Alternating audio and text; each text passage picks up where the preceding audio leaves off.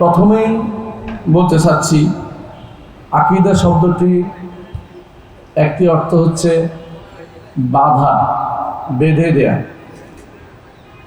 আরেকটি অর্থ হচ্ছে অঙ্গীকার। আল্লাহ তাআলা বলছেন আউফু বিল উকুদ, আদ শব্দ থেকে সেটা এসেছে। তৃতীয় শব্দ হচ্ছে কোনো কিছুর সাথে লেগে থাকা, মুলাজামা যেটাকে বলা হয়। রাসূলুল্লাহ সাল্লাল্লাহু আলাইহি ওয়াসাল্লাম বলেছেন আল খাইলু মাকুদুন ফি নাওয়াসিহাল খাইলা ইয়াউমুল কিয়ামা, ঘোড়ার কপালে কল্যাণ লেখা হয়েছে কিয়ামত পর্যন্ত। অর্থাৎ ঘোড়ার মধ্যে কল্যাণ থাকবে। ঘোড়া লালন পালন করলে যুদ্ধাশ্রয় যে ব্যবহৃত হবে, বাহন হিসেবে ব্যবহৃত হবে। শব্দ হচ্ছে মাকুদুন, অর্থাৎ যা মুলাজামাত করে লেগে থাকে অর্থে। 4 নম্বর অর্থ হচ্ছে তাগিদ দেয়া, যেমন বলে আকদুল বাই, আকাদাল বাই, বেচা কিনা কমপ্লিট করেছে। এই শব্দ 4টা অর্থ, মূল অর্থ হচ্ছে এটাই যে আকীদা কোনো কিছু মানুষের অন্তরের মধ্যে লেগে থাকে। এই জন্য পরিভাষায় আকীদা হচ্ছে আল হুকমুদ যাহমি আল জাযিম, দৃঢ়ভাবে অন্তরের মধ্যে কোনো কিছুকে প্রতিস্থাপন করার নাম আকীদা, অথবা দৃঢ়ভাবে কোনো কিছুকে বিশ্বাস করে রাখার নাম হচ্ছে আকীদা। অন্তরের মধ্যে সুদৃঢ়ভাবে থাকতে হবে এবং অন্তরের মধ্যে লেগে থাকতে হবে, তো এটা আকীদা হয়। আকীদা ব্যতীত কোনো মানুষ নেই। প্রত্যেকটি মানুষের আকীদা আছে। পাগল অথবা ছোট বাচ্চা ব্যতীত সবাই আকীদা ধারণ করে। যেই ব্যক্তি বলে আমার কোনো আকীদা নেই, সেটাও তার একটা আকীদা। কারণ আকীদা ছাড়া কেউ চলতে পারে না। একজন মানুষ বিশ্বাস ছাড়া কোনোদিন দুনিয়াতে টিকে থাকতে পারে না। যে অবিশ্বাসী সেও একটা বিশ্বাস ধারণ করে, যে নাস্তিক সেও একটা বিশ্বাস ধারণ করে। সুতরাং সমাজের প্রতিটি মানুষের, বিবেকবান মানুষের, সমাজের প্রতিটি প্রাপ্তবয়স্ক মানুষের কি আছে? আকীদা আছে। তো একটা সমাজে আকীদা নাই বা আকীদার প্রভাব নাই, এটা বলা যাবে না।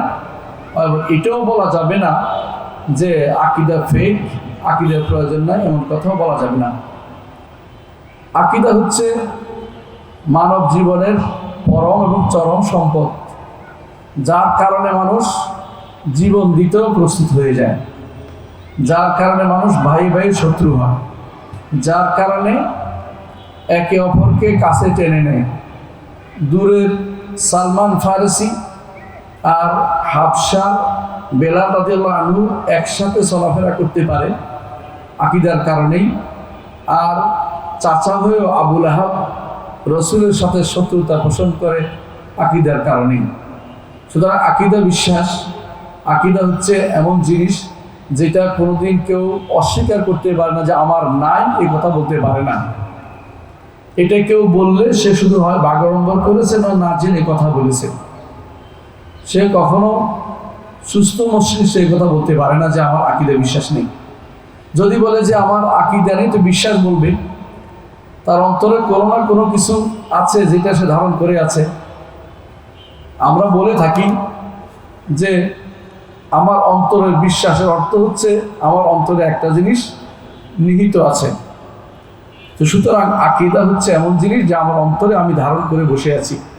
আমি বিশ্বাস করি যে আল্লাহ আছেন এবং তিনি আরশের উপরে আছেন।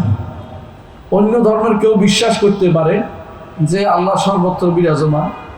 অনুরূপভাবে আমি বিশ্বাস করি আল্লাহ তাআলা তিনি আরশের উপর থেকে যখন যেখানে শেষ রাত্রি হয় সেখানে নেমে আসেন। অন্য কেউ সেটা বিশ্বাস নাও করতে পারে, তার আকীদা সেটা নাও থাকতে পারে, কিন্তু আকীদা কিন্তু থাকে।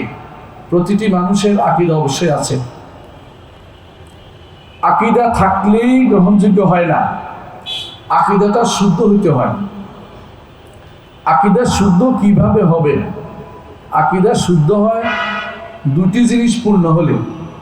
1 নম্বর হচ্ছে উৎসটা যদি শুদ্ধ হয়, 2 নম্বর হচ্ছে বাহকরা যদি বিশুদ্ধ হয়। 2 জিনিস পিওর পাওয়া যেতে হলে ইসলাম ছাড়া অন্য কোনো দিনে আপনি সেটা পাবেন না।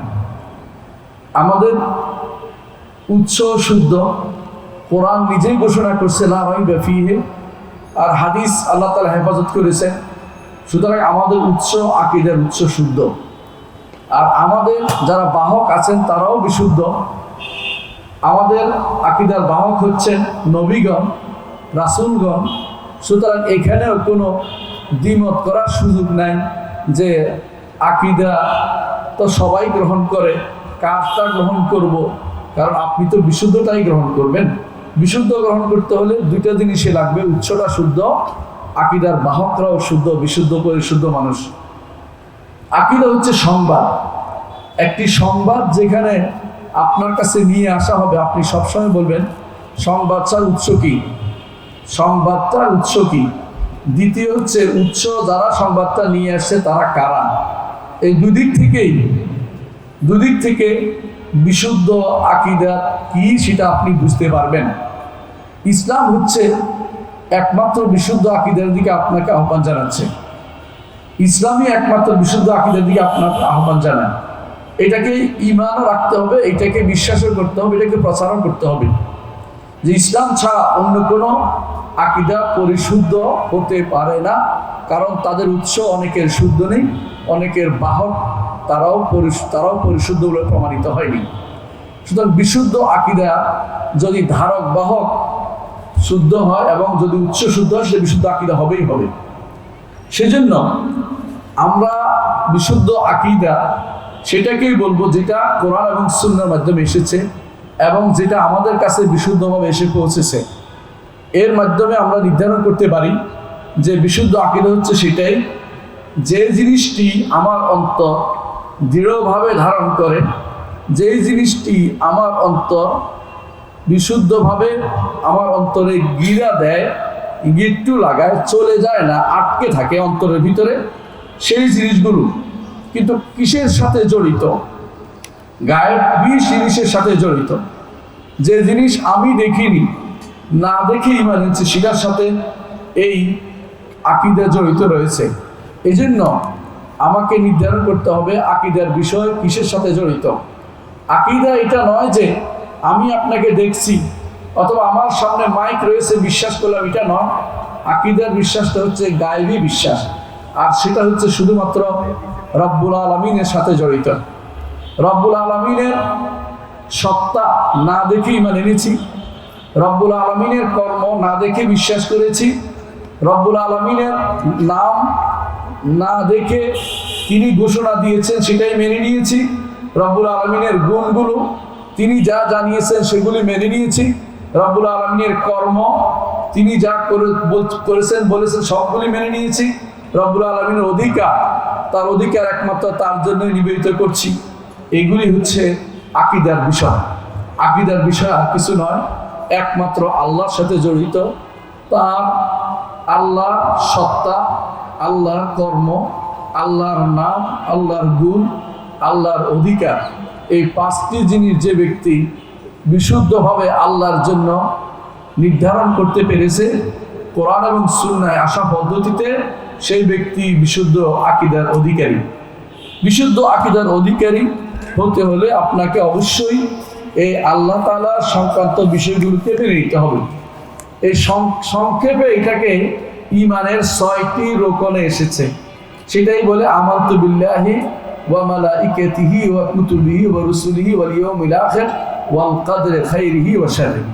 এগুলি হচ্ছে বিশুদ্ধ আকীদার বিষয়। বিশুদ্ধ আকীদার এগুলোতে, এই সাবজেক্টগুলোতে আপনার আকীদা যদি পরিশুদ্ধ হয়ে যায়, আপনি বিশুদ্ধ আকীদার অনুসারী। আর এগুলোতে যদি কোনো আপনার আকীদা শুদ্ধ না হয়, আপনি বাতিল আকীদার অধিকারী, আপনার জীবনের কোনো মূল্য নেই। আপনি যদি কোনো জানও দিয়ে দেন, আপনি সারা সম্পদ যদি আল্লাহর রাস্তায় ব্যয় করে ফেলেন, আল্লাহর দরবারে তা গ্রহণযোগ্য হবে না। আল্লাহর দরবারে তা গ্রহণযোগ্য হবে না। আপনি কোনোদিন জান্নাতে যেতে পারবেন না। আকীদা যদি কোনো কারো বিনষ্ট হয়, জান্নাতে যাওয়ার সুযোগ তার থাকে না। কেউ যদি কোনো সব মেনেছে কিন্তু তাকদীরের উপর ঈমান মানেনি, সেই ব্যক্তি ঈমানদার হতে পারে না, সেই ব্যক্তি কোনোদিন জান্নাতে যেতে পারবে না। এরকম ভাবে প্রত্যেকটি রকমকে যথাযথভাবে আপনার আকীদা বিশুদ্ধ হতে হবে। এইটা হচ্ছে নবীদের দাওয়াত, এটা হচ্ছে কোরআনের দাওয়াত, এটা হচ্ছে নেককার লোকদের দাওয়াত, এটা হচ্ছে সৎপন্থী মানুষের দাওয়াত, এটা হচ্ছে সালফে সালেহিনের দাওয়াত। এই দাওয়াতের বিকল্প কেউ চিন্তা করলে সে নিজেই পথভ্রষ্ট, অন্যকে পথভ্রষ্ট করছে। এখন আমি আলোচনা করতে চাই সমাজে বিশুদ্ধ আকীদার কি প্রভাব। প্রথমত, সমাজ কাকে বলে? সমাজ হচ্ছে একদল, একটা গোষ্ঠী যারা নির্দিষ্ট একটা নিয়মে বসবাস করে, নির্দিষ্ট একটা নিয়মের মধ্যে চলে, এটাই হচ্ছে সমাজ। এটা মানুষও হতে পারে, অন্য প্রাণীও হতে পারে। যেমন প্রাণী সমাজ, মনুষ্য সমাজ, জিন সমাজ অথবা অন্যান্য সমাজ, যেগুলো সমাজের অভাব নেই। সমাজ বহু রকমের সমাজ হতে পারে। আমরা যেই সমাজটির কথা আলোচনা করতে চাই তা হচ্ছে মানুষ এবং জিন সমাজ। এদের জন্য আল্লাহ তাআলা আকীদাকে, বিশ্বাসকে নির্ধারণ করার জন্য স্বাধীনতা দিয়েছেন। অন্য কাউকে স্বাধীনতা দেননি। তারা ইন কুল্লু মান ফিস সামাওয়াতি ওয়াল আরদি ইল্লা আতির রহমানি আবদা, সবাই আল্লাহর দাস হতে বাধ্য। আল্লাহর দাসত্ব সবাই প্রকাশ করে। তুসাব্বিহু লাহুস সামাওয়াতুস সাবআ, আসমান জমিন সহ সবকিছু আল্লাহ তাআলার জন্য তাসবিহ পাঠ করে। ওয়ালাকিন লা তাফকাহুনা তাসবিহাহুম, তোমরা তাদের তাসবিহ বুঝো না। এবং ওয়াশ-শামসু ওয়াল কামারু বিহুসবান ওয়ান নাজমু ওয়াশ-শাজারু ইয়াসজুদান, আল্লাহ তাআলা বলছেন সবাই কিন্তু মেনে চলে। আকীদার বাধ্যবাধকতা এই জন্য শুধু জিন এবং মানুষের জন্য রয়েছে। অন্যরা যারা ফেরেশতা আছে তারা এর মধ্যেই জীবন যাপন করে, বিকল্পটি তাদের মধ্যে আসে না। লা ইয়াসুনাল্লাহা মা আমারাহুম ওয়া ইয়াফআলুনা মা ইউমারুন, আল্লাহ যা নির্দেশ দিয়েছে সেটাই তারা পালন করে এবং আল্লাহ তাআলার অবাধ্য তারা হতে জানে না, অবাধ্য হয় না। তাদেরকে আল্লাহ তাআলা অবাধ্যতার মাত্রা তাদের ভিতরে দেননি, তাদের মধ্যে এটা দেননি। মানুষ এবং জিনকে স্বাধীনতা দিয়েছেন গ্রহণ করার বিশ্বাসের, সেই জন্য তাদের জন্য জান্নাতও রেখেছেন, তাদের জন্য জান্নাতও রেখেছেন, তাদের জন্য জাহান্নামও রেখেছেন। জান্নাত যেমন রেখেছেন বিশুদ্ধ আকীদার জন্য, জাহান্নাম রেখেছেন অশুদ্ধ আকীদার জন্য। তো এই সমাজে যারা বাস করে, যাদের কথা বলছিলাম আমি, আপনি, একদম গোষ্ঠী যারা বাস করে, এদেরকে বলা হয় শিব মোগলা, অর্থাৎ এরকম একটি জাত সমাজ যার ভিতরে অন্যরা প্রবেশ করতে চাইলে তারা নিবে না। তারা বলবে এরা আলাদা সমাজ, এরা আলাদা সমাজ। এইটাকে বলা হয় কোনো রকম একটা ক্লোজড একটা সমাজ, একটা মানুষ, একটা জনগোষ্ঠী, এরাই হচ্ছে সমাজ। এদের মধ্যে হতে পারে কেউ আলেম, এদের মধ্যে হতে পারে কেউ গবেষক, এদের মধ্যে হতে পারে কেউ শিকারী, এদের মধ্যে হতে পারে কেউ খ্যাত খামার করে, কেউ বা রিক্সা চালায়, কেউ বা বিভিন্ন শিল্প কারখানা গড়ে তোলে। এরা সবাই কিন্তু মনুষ্য সমাজের একটি অংশ। প্রত্যেকেই মানুষ সমাজের একটা অংশ। এদের প্রত্যেকে আবার ভিন্ন ভিন্ন অংশ থাকতে পারে, কিন্তু আমরা যে উদ্দেশ্য নিচ্ছি যে পুরো মুসলিম সমাজের উপরে, মনুষ্য সমাজের যে উপরে আকীদার কি প্রভাব হতে পারে। ইসলাম আমাদেরকে জানিয়েছে যে আমরা পুরুষ এবং নারী উভয়ে মিলে একটা সমাজ, উভয় সমাজ, আর উভয়ের জন্যই আমার আল্লাহ তাআলাকে মেনে চলা জরুরি। উভয়ের মধ্যে শ্রেষ্ঠ ওই ব্যক্তি যে ব্যক্তি আকীদাটা বিশুদ্ধ এবং তাকওয়ার অধিকারী হতে পেরেছে। আল্লাহ তাআলা বলছেন, ইয়া আইয়ুহান নাস, হে মানুষেরা, ইন্না খলাকনাকুম মিন যাকারি ওয়া উনসা, আমরা তোমাদেরকে সৃষ্টি করেছি একজন নারী থেকে, একজন পুরুষ থেকে। ওয়া জাআলনাকুম শুউবান ওয়া কাবাইলা লিতাআরাফু, তোমাদেরকে করেছি শুউব, অর্থাৎ অনারব যারা তাদেরকে শুউব বলা হয়, ওয়া কাবাইল এবং গোত্র, এদেরকে করেছি এইভাবে ভাগ করে দিয়েছি লিতাআরাফু, যাতে একে অপরের মধ্যে তোমরা পরিচিতি লাভ করতে পারো। পরিচিতি লাভের জন্য এই বংশ ওই বংশ, এই পার্থক্য করা হচ্ছে, কিন্তু তাআসসুবের জন্য নয়, যে আরবদের জন্য বা আজমদের জন্য, অনারবদের জন্য, অথবা ওই শেকিলদি বা কারকান্দির জন্য নয়, অর্থাৎ বিশেষ কোনো গোত্রের পরিচিতি এই জন্য নয়। মর্যাদা হচ্ছে একমাত্র তাকওয়ার মাধ্যমে নির্ধারিত হবে। এখন তাকওয়া যদি কারো থাকতে হয় তাহলে আকীদাটা বিশুদ্ধ হতেই হবে। যদি সম্মানিত হতে হয় আপনাকে আল্লাহর কাছে, জগতের মানুষের কাছে, বিবেকবানদের কাছে, যদি কোনো আপনি নিজেকে সম্মানিত করতে চান, আপনাকে আপনার আকীদাকে বিশুদ্ধ করতে হবে। সম্মানিত উপস্থিতি, আমাদের বর্তমান সমাজের কিছু চিত্র তুলে ধরছি, তারপর প্রভাব উল্লেখ করব, আকীদার প্রভাব। আমাদের বর্তমান সমাজ দুভাবে বিভক্ত। সমাজ একদিকে নিঃশেষ হওয়ার পথে। নিঃশেষ হয়েছে কিভাবে? তাদের মধ্যে অধিকাংশই মুসলিম হয়েছে, তাদের জন্মসূত্রে মুসলিম বলে। আমাদের যে সমাজটা আমরা বাস করি, মুসলিম সমাজে অধিকাংশই মুসলিম হয়েছে, তারা পিতামাতা মুসলিম ছিল বলে মুসলিম হয়েছে। আরেক গোষ্ঠী মুসলিম হয়েছে কারণ তাদের ভোটার লিস্টে মুসলিম নামটি আছে, সেজন্য মুসলিম হয়ে গেছে, অথবা জন্মসূত্রে মুসলিম বলা যেতে পারে। এই হিসাবে ওয়ারিশ সূত্রে মুসলিম, অথবা কেউ বা তাদের ভোটার লিস্টের মুসলিম, এই অবস্থায় তারা আছে। এদের অধিকাংশই দিন সম্পর্কে জানে না, অধিকাংশই দুনিয়ার অনেক কিছু জানে।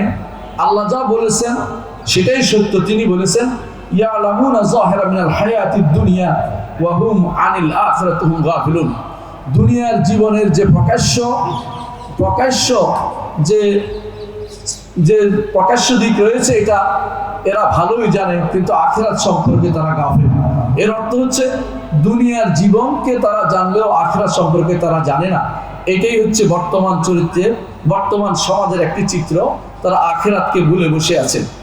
এদের মধ্যে কেউ পুরোপুরি নাস্তিক, এদের মধ্যে কেউ হাফ নাস্তিক, এদের মধ্যে কেউ নাস্তিক না আস্তিক হলেও তারা আস্তিকতাকেই তাদের দিন মনে করে বসেছে। আস্তিক হলেই মনে করে বসেছে যে এর মাধ্যমে যে মুক্তি পাওয়া যাবে। না, এই শুধু আস্তিকতা দিয়ে আল্লাহর দরবারে কোনো মুক্তি পাওয়ার আশা আপনার আমার কারো থাকবে না। আস্তিকতাই কোনো আমাদের উদ্দেশ্য না, ঈমান পরিপূর্ণ থাকাটাই উদ্দেশ্য। এটা হচ্ছে বর্তমান সমাজের একটা গোষ্ঠীর অবস্থান, যারা মৌলিক বিষয়ে তারা ইনহেলাল অবস্থায় আছে, ভালো অবস্থায় নেই। যে যেমনে পারছে এমনি আকীদা বিশ্বাস গ্রহণ করে বসে আছে। আরেকটি গোষ্ঠী আছে যাদের উদ্দেশ্যই খারাপ, মুসলিম সমাজে বাস করে কিন্তু তারা মুসলিমদের বিরুদ্ধে কাজ করে, ইসলামের বিরুদ্ধে কাজ করে। এরকম লোকের অভাব নেই আমাদের সমাজে। আমাদের সমাজে আরেকটি গোষ্ঠী আছে, বেদাত নিয়ে চলাফেরা করে। এদের কাছে বেদাত, এদের কারো কাছে বেদাত হাসানা সাইয়্যা ভাগ করা। এদের আরেক গোষ্ঠীর কাছে বেদাত নিজেই যেন সুন্নাহ হয়ে গেছে। বেদাতটাকে তারা সুন্নাহ বলে চালু করে দেয়। কেউ যদি কোনো বেদাতটা না করে, তার বিরুদ্ধে ঘোষণা আসে অমুকের দালাল বা অমুকের দালাল, ইহুদির দালাল বা অমুকের দালাল বলে তার বিরুদ্ধে সেটা তারা প্রসারে তারা লিপ্ত থাকে। আরেকটি গোষ্ঠী আছে যারা হক এবং বাতিলের মধ্যে পার্থক্য করতে পারে না, পার্থক্য করতেও চায় না। মুসলিম সমাজ আজ শততা বিভক্ত। এই সমাজের মধ্যে আকীদার কত প্রয়োজন আপনি আমি সহজে বুঝতে পারি। এই সমাজের সবচেয়ে বেশি প্রয়োজন সেটা হচ্ছে কালিমাতু লা ইলাহা ইল্লাল্লাহ এবং কালিমাতু মুহাম্মাদুর রাসূলুল্লাহ। এই দুটি জিনিসকে যথাযথ পরিচয় করিয়ে তোলা। এরকম একটি সমাজ বা তার চেয়েও খারাপ একটি সমাজে আল্লাহ তাআলা তার নবী মুহাম্মদকে পাঠিয়েছেন।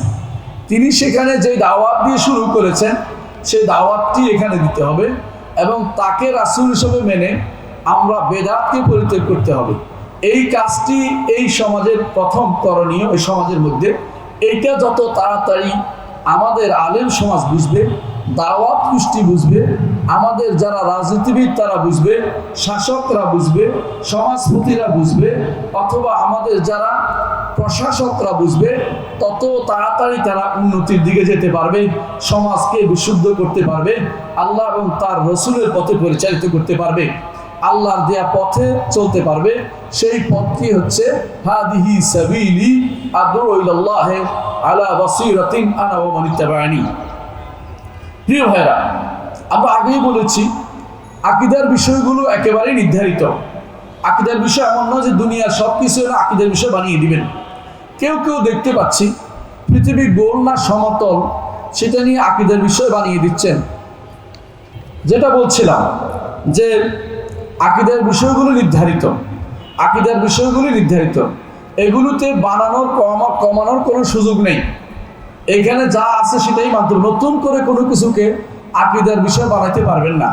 এই জন্য আপনার আমার জন্য আকীদার বিষয়গুলি জেনে সেগুলির সমাজে কি প্রভাব সেগুলি জানার ব্যবস্থা আমরা করি। এক নম্বর হচ্ছে আমার রব্বুল আলামিন আল্লাহ তাআলাকে আপনি খালেক মালিক মুদাব্বির মানেন।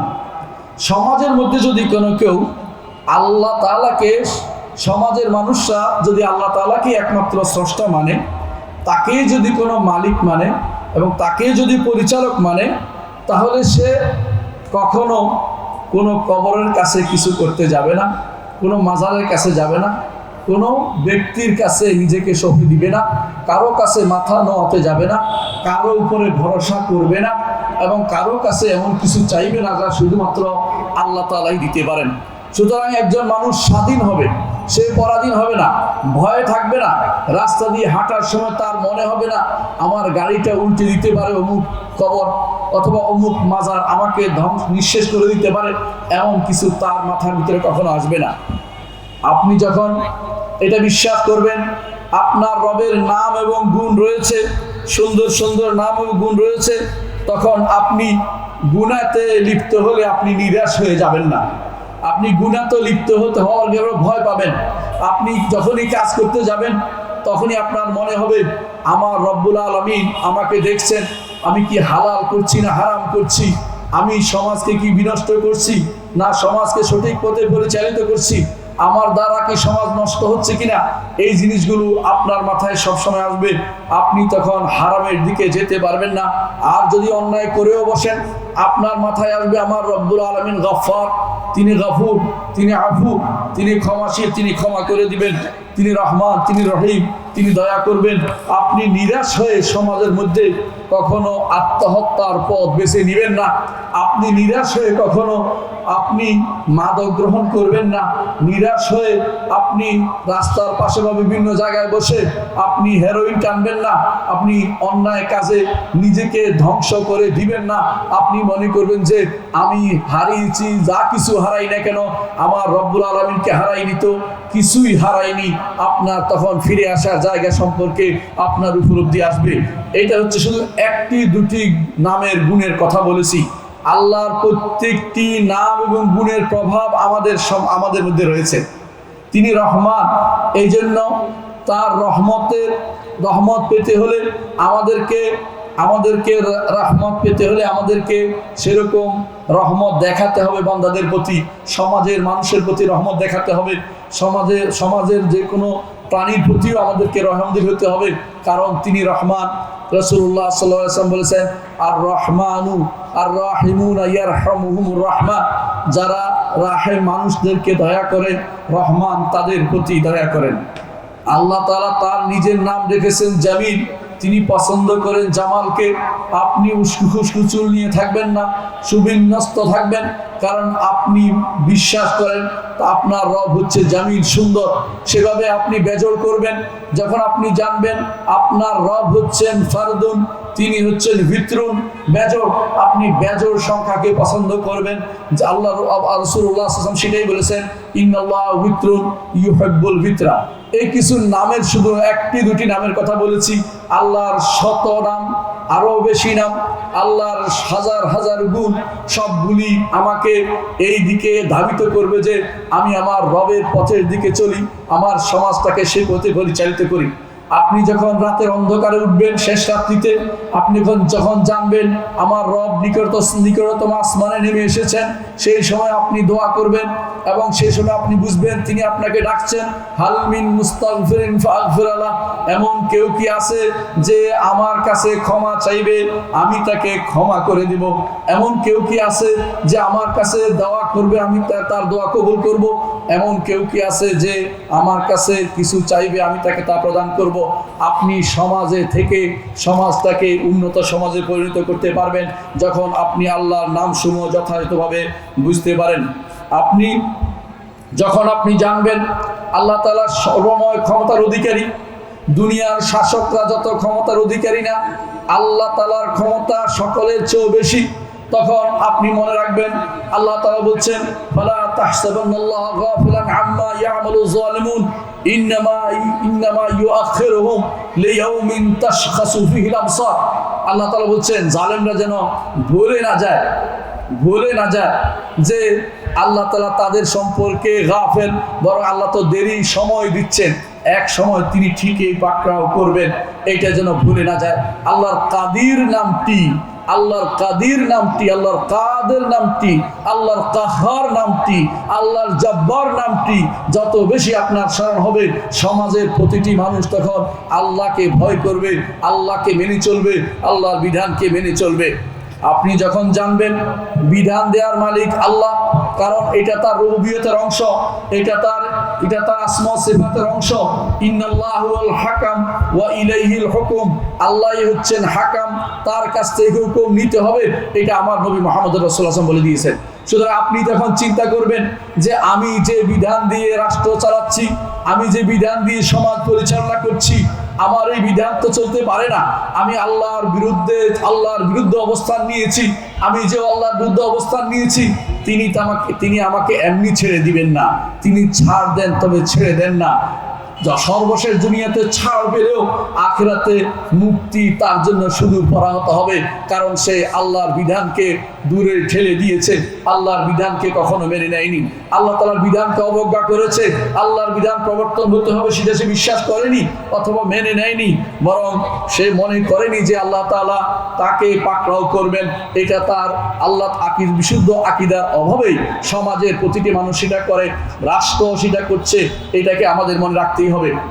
আপনি যখন জানবেন আল্লাহ তাআলা আরশের উপর থেকে আপনাকে দেখছেন, আরশের উপর থেকে তিনি আপনাকে দেখছেন, তখন আপনার কর্মকাণ্ড অত্যন্ত সমাজের প্রতিটি মানুষের কর্মকাণ্ড পরিশীলিত হবে। সে বুঝবে আমার কর্মকাণ্ড কিন্তু রেকর্ড হচ্ছে, ফেরেশতারা রেকর্ড করছে, আমার কর্মকাণ্ড আল্লাহ দেখছেন, তিনি সব কিছু জানেন। আহসাহুল্লাহু ওয়া নাসু, তখন সে সাবধানী হয়ে যাবে। আল্লাহ তাআলা কোরআনে কারীমে সেজন্য তার নবীকে বলছেন, আল্লাযী ইয়ারাকা হিনা তাকুম ওয়া তাকাল্লুবাকা ফিস সাজিদিন, আপনি যখন সালাতে দাঁড়ান আপনাকে আল্লাহ দেখছেন। আরো বলেছেন আলাম ইয়ালাম বিআন্নাল্লাহ ইয়ারা, এর বিপরীতে যেই ব্যক্তি আল্লাহ বিরোধী সে কি জানে না আল্লাহ তাকে দেখছেন? আল্লাহ অবশ্যই তাকে দেখছেন। সমাজ যদি বিশুদ্ধ হতে হয়, আকীদা বিশুদ্ধ না হলে সমাজ বিশুদ্ধ হতে হলে অবশ্যই আপনাকে আকীদাকে বিশুদ্ধ করতেই হবে, নাহলে সমাজ কোনোদিন বিশুদ্ধ হবে না। আপনি যখন 3 নম্বর পার্ট হচ্ছে এটা, আল্লাহর উপর ঈমানের পার্ট হচ্ছে আপনার ইবাদত একমাত্র আল্লাহর দিকে যাবে।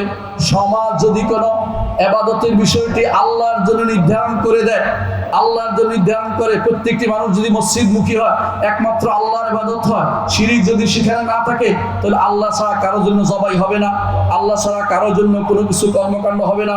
মানুষ সারাদিন চিন্তা করবে আল্লাহর সন্তুষ্টির দিকে, সেটাও আমাদের খেয়াল রাখতে হবে। আপনি যখন বিশ্বাস করবেন ফেরেশতারা লিখছে, আপনার সমাজের প্রতিটি মানুষ সাবধান হয়ে যাবে। আপনি যখন বিশ্বাস করবেন যে আল্লাহর কিতাবের উপর ঈমান আনতে হবে, এই কিতাবের মধ্যে আমার সব কিছু রয়েছে, আমার জীবনের মুক্তির জন্য যত কিছু দরকার আল্লাহর কিতাবের মধ্যে রয়েছে, আমার সমাজে তখন আল্লাহর কিতাব পাঠনের ব্যবস্থা হবে। আল্লাহর বিধান থেকে মুখ ফিরিয়ে থাকার সুযোগ হবে না। আল্লাহ তাআলার দ্বীন সম্পর্কে অনেকেই এখনো মুখ ফিরিয়ে থাকে, সেই মুখ ফিরিয়ে থাকার অবস্থা তখন তৈরি হবে না। আপনি যখন জানবেন কিয়ামতের মাঠে আপনাকে উপস্থিত হতে হবে, তখন আপনার প্রতিটি কাজের জন্য আপনি সাবধান হয়ে যাবেন। আপনাকে মনে করতে হবে যে আল্লাহ তাআলা যেটা বলেছেন আলা ইয়াযুন্নু উলাইকা আন্নাহুম মাবউসুনা লিয়াউমি, তারা কি জানে না, তারা কি মনে করে, বিশ্বাস করে না এটা, আন্নাহুম মাবউসুন, তারা লিয়াউমিন আযীম, সেই মহান দিনে পুনরুত্থিত হবে, আল্লাহর সামনে নিতে হবে। এই কথা যত মানুষ স্মরণ করবে ততই সমাজের প্রতিটি মানুষ পরিশীলিত হবে, শুদ্ধ হয়ে যাবে, অন্যায় কাজ থেকে তারা দূরে থাকবে। আপনি যখন জানবেন হাসরের মাঠে আপনার হিসাব দিতে হবে, হত্যা করা থেকে বিরত থাকবেন। হত্যা করার নিয়ে আপনি বুঝবেন এটা হাসরের মাঠে বলা হয়েছে যে তাকে হত্যা করা হয়েছে, তার মাথাটা নিয়ে হাজির হবে এবং সে বলবে, ইয়া রব সাল হাযা লিমা কাতালানি, এই লোককে জিজ্ঞাসা করুন কেন সে আমাকে হত্যা করেছে। আপনি যখন জানবেন যে রব্বুল আলামিন যা যা করি সব হাসরের উপস্থিত করবেন, কারো সাথে মিথ্যা আচরণ করবেন না, কারো উপরে জুলুম করবেন না, কারো সম্পদ বক্ষণ করবেন না। আপনি যখন জানবেন তাকদীর পূর্ব থেকে নির্ধারিত, আপনি বিদ্বেষ করবেন না, আপনি কখনো নিজেকে না পেলে আপনি আত্মহত্যা করবেন না, আপনি আল্লাহর সন্তুষ্ট মতে কাজ করে যাবেন। আপনি এটা বিশ্বাস করবেন আপনি যা পেয়েছেন তা কখনো আপনার থেকে না পাওয়ার ছিল না, যা পাননি সেটা আপনি কোনোদিনে পাবেন না, সুতরাং আপনি প্রচেষ্টা চালাবেন, না পেলে আপনি হতাশ হবেন না। এটাই হচ্ছে বিশুদ্ধ আকীদার দাবি। আপনি যখন বিশুদ্ধ আকীদা যথাযথ পূরণ করবেন তখন এই সমাজে বেদাত থেকে মুক্ত হবে, সমাজ শিরক থেকে মুক্ত হবে এবং খোরাফাত যে সমস্ত অপসংস্কৃতি আছে তা থেকে মুক্ত হবে এবং জিনা ব্যভিচার থেকে মুক্ত হবে। রাতের অন্ধকারে কি হয় সেটা থেকে মুক্ত হবে। মানুষ রাতের অন্ধকারকে ভয় না করে আল্লাহকে ভয় করবে। আল্লাহ তাআলা যে অন্ধকারে কি করছে সেটাও জানেন। তিনি জানেন অন্ধকারে, অমাবস্যার অন্ধকারে কালো পাথরের উপরে কালো পিঁপড়া যেভাবে বেড়ে ওঠা তিনি দেখতে পান। আপনার অন্তরের কোথায় কি আছে সেটা তিনি জানেন। ইয়ালামুস সিররা ওয়া আখফা, গোপন এবং গোপনের ভিতরে যা আছে সবই আমার রব্বুল আলামিন জানতে পারেন।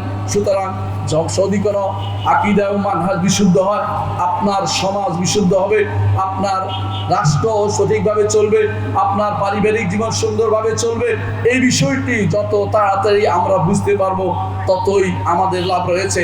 এই আকীদা বিশ্বাসের উপর ভিত্তি করে যেই সমাজ প্রতিষ্ঠিত হয়েছিল সেই সমাজ শান্তি আমাদেরকে দেখিয়ে দিয়েছে।